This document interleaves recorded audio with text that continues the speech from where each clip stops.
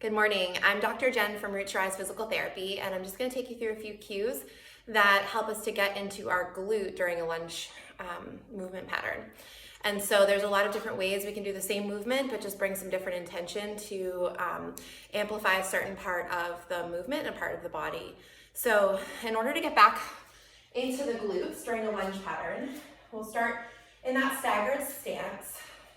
You'll have your feet about hip width apart, and if you're having any kind of load, holding onto a kettlebell or whatever your weight is, you can just start by holding it at the center.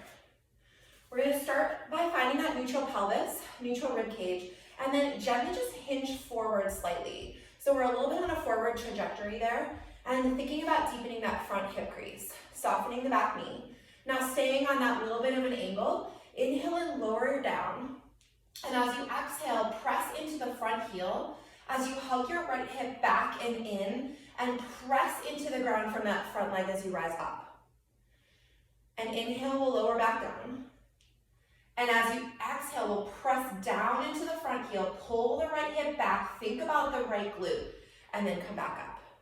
And so that will be a little bit different than our typical kind of pressing really off that back leg as well, just to highlight that front leg, that right leg in my case, the glute, to really activate that glute as we're rising up. Pressing into the heel, pulling the right hip back and in, and rising up without any momentum or launching off the back leg.